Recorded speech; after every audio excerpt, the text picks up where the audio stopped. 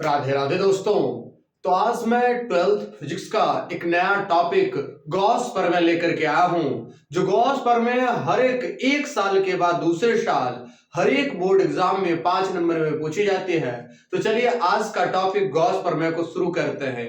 तो सबसे पहले सवाल उठता है कि गॉस प्रमेय होता क्या है। तो पहले हम समझा दें कि गॉस प्रमेय होता क्या है। एक वैज्ञानिक थे गॉस, जिनका पूरा नाम कार्ल फ्रेडरिक गॉस था। कार्ल फ्रेडरिक गॉस ने किसी बंद पृष्ठ से गुजरने वाले विद्युत फलक्स और उसमें उपस्थित आवेश के बीच संबंध स्थापित करके एक नियम का प्रतिपादन किया, जिसे गॉस प्रमेय कहते हैं। इस नियमानुसार किसी बंद पृष्ठ में उपस्थित आवेश उससे गुजरने वाले विद्युत फलक्स के 1/ε0 गुना होता है। फिर से सुनिएगा। तो गॉस प्रमेय क्या है? तो एक वैज्ञानिक थे जिनका नाम था कार्ल फ्रेडरिक गॉस। उन्होंने कहा कि ये जो बंद पृष्ठ है और इसमें कोई आवेश उपस्थित है और इससे जितना विद्युत फ्लक्स गुजरेगा, तो इससे गुजरने वाले विद्युत फ्लक्स फाई और आवेश के बीच कुछ ना कुछ संबंध होगा। तो कहा क्या संबंध होगा? इन्होंने बोला किसी बंद पृष्ठ से गुजरने वाले विद्युत फ्लक्स और उस बंद पृष्ठ में उपस्थित आवेश के मध्य संबंध स्थापित करके एक नियम का प्रतिपादन किया और उस नियम में बोला कि जो विद्युत फ्लक्स की संख्या होगी वो उसमें उपस्थित आवेश के 1/ε0 गुना होता है। तो ये कैसे होता है, इस पर हम चर्चा कर दें। आपको इसको हम प्रूफ करके बताएंगे। तो सबसे पहले मान लेते हैं S एक कोई बंद पृष्ठ है। मान लेते हैं S कोई एक बंद पृष्ठ है जिसके मध्य बिंदु O पर कोई प्लस Q आवेश उपस्थित है। जिसके मध्य बिंदु O पर कोई प्लस Q आवेश उपस्थित है। इसी में हम एक ds अल्पांश की कल्पना करते हैं जो P बिंदु पर स्थित है। ds अल्पांश की कल्पना करते हैं जो P बिंदु पर उपस्थित है। इस आवेश से जो भी विद्युत फ्लक्स निकलेगी वो यहां से गुजरेगा और ध्यान से समझना है, यहां से विद्युत क्षेत्र की तीव्रता भी होगी। कहीं ना कहीं किसी न किसी आवेश पर यह बल लगाएगा तो विद्युत क्षेत्र की तीव्रता, तो वो छोटा सा अल्पांश ds और विद्युत क्षेत्र के तीव्रता के बीच थीटा एंगल है, अर्थात कोण जो है वो थीटा है। तो कूलम्ब नियम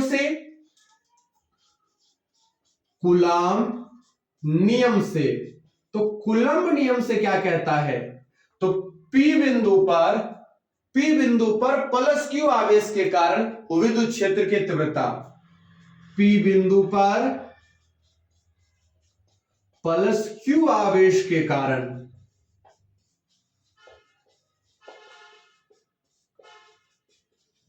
विद्युत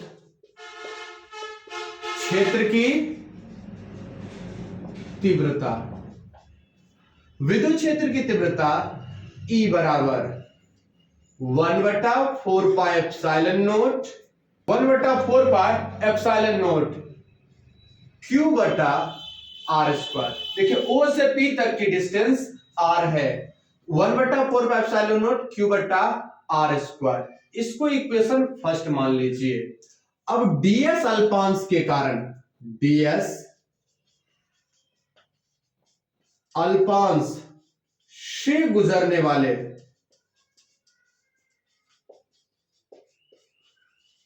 कुल विद्युत फ्लक्स,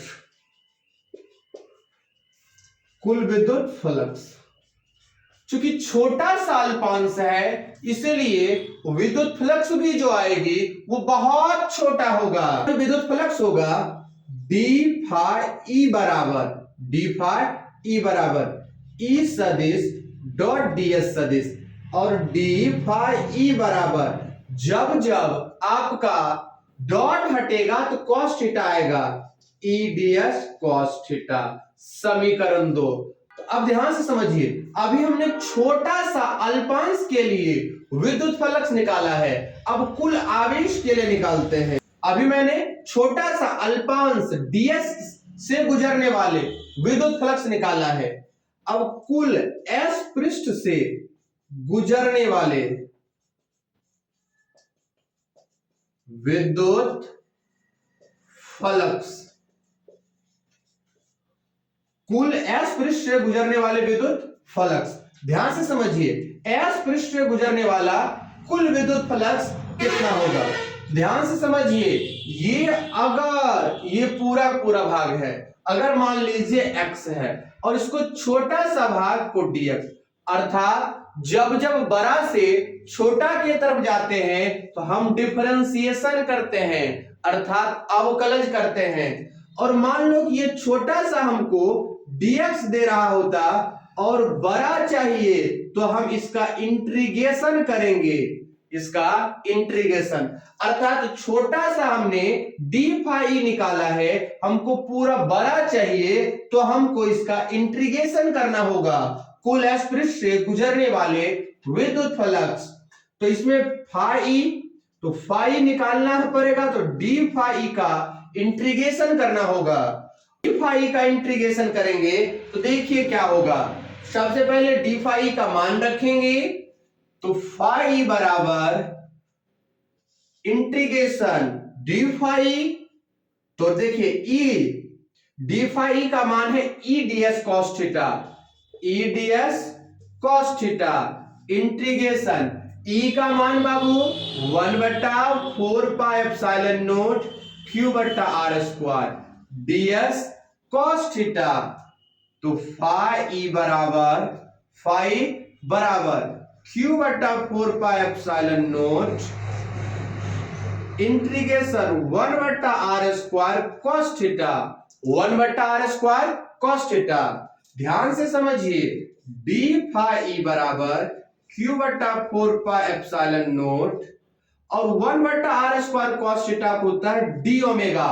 ये जो आपका डी ओमेगा दिख रहा है इस प्रकार, ये घन कोण होता है, और घन कोण ध्यान से समझिए, घन कोण डी ओमेगा बराबर होता है 1/r स्क्वायर कोस थीटा, ये इसका डेफिनेशन है। तो फाई बराबर क्यू बटा 4 pi epsilon naught integration D omega, और डी ओमेगा जो इंटीग्रेशन डी ओमेगा होता है इसका वैल्यू 4 पाई होती है, इंटीग्रेशन डी ओमेगा होता है इसका वैल्यू बाबू 4 पाई होता है। तो हम अगर फाई बराबर रखें तो हो जाएगा क्यू बटा 4 पाई एप्सिलॉन नॉट गुना 4 पाई, 4 पाई से 4 पाई खत्म, और फाई बराबर क्यू बटा एप्सिलॉन नॉट। ये आपका गॉस प्रमेय प्रूफ हुआ, ये आपका गॉस प्रमेय प्रूफ हुआ। फिर से एक बार सुन लीजिए, माना कि कैसे लिखिएगा। सबसे पहले हम आपको दोबारा एक बार गॉस प्रमेय को रिकवरी करवा दे। तो कार्ल फ्रेडरिक गॉस ने किसी बंद पृष्ठ से गुजरने वाले विद्युत फ्लक्स और उसमें उपस्थित आवेश के बीच संबंध स्थापित करके एक नियम का प्रतिपादन किया जिसे गॉस प्रमेय कहते हैं। इस प्रमेय के अनुसार बंद पृष्ठ से गुजरने वाले विद्युत फ्लक्स उसमें उपस्थित आवेश के 1/एप्सिलॉन नॉट गुना होता है, 1/एप्सिलॉन नॉट, अर्थात फाई बराबर क्यू बटा एप्सिलॉन नॉट। अब हमने मान लिया एस कोई बंद पृष्ठ है जिसका मध्य बिंदु ओ है और इससे आर पी है, जहां पर डीएस अल्पांश की कल्पना करते हैं, डीएस अल्पांश की कल्पना करते हैं, और इसके द्वारा जो घन कोण बनता है वो डी ओमेगा है, जो घन कोण बनता है वो डी ओमेगा है। तो कूलम नियम से मैंने चला तो क्या मिला हमें, पी बिंदु पर प्लस क्यू आवेश के कारण विद्युत क्षेत्र की तीव्रता E बराबर 1/4 पाई एप्सिलॉन नॉट क्यू बटा R square. Equation first, ds अल्पांश से गुजरने वाले कुल विद्युत फ्लक्स, चूंकि छोटा सा है तो उसे छोटा सा विद्युत फ्लक्स गुजरेगा, डी फाई बराबर ई सदिश डॉट डीएस सदिश, डी फाई बराबर ई डीएस कॉस थीटा। मैंने इसको इक्वेशन सेकेंड मान लिया। चूंकि छोटा सा जब निकाल लिए हैं हमको बड़ा चाहिए, और बड़ा के लिए छोटा का जब इंटीग्रेशन करते हैं तो बड़ा आ जाता है, और बड़ा क्या आता है, तो ध्यान से समझिए, कुल एस पृष्ठ से गुजरने वाले विद्युत फ्लक्स फाई बराबर इंटीग्रेशन डी फाई, और ई का मान मैंने जब भी रखा डी फाई ई का मान, तो ई ds cos थीटा रख दिया मैंने। ई का मान मैंने रखा 1/4 पाई एप्सिलॉन नॉट q बटा r स्क्वायर। ये इक्वेशन फर्स्ट था, ये बाबू इक्वेशन फर्स्ट था, वहां से इसका मान रखा और इसके बाद q/4 pi epsilon naught common आ रहा था, मैंने बाहर कर दिया 1/r square cos theta, 1/r square cos theta. ये ds, इसका ds, ये तो ds cos थीटा होगा बाबू, ds cos थीटा होगा। और इसके लिए होता है फॉर्मूला d ओमेगा, इसके लिए फॉर्मूला होता है d omega, 1/r square ds cos theta. इसके लिए मैंने रखा d ओमेगा, d ओमेगा का इंटीग्रेशन 4 पाई आता है, 4 पाई से 4 पाई कट जाता है और फाई बराबर q बटा एप्सिलॉन नॉट होती है, फाई बराबर q बटा एप्सिलॉन नॉट होती है। मैंने आज आपको समझाई कि गॉस प्रमेय क्या होता है और गॉस प्रमेय के लिए व्यंजक कैसे स्थापित करते हैं। अगर ये वीडियो पसंद आई, वीडियो को लाइक कीजिए, चैनल को सब्सक्राइब कीजिए। मिलते हैं तब आपसे अगले वीडियो।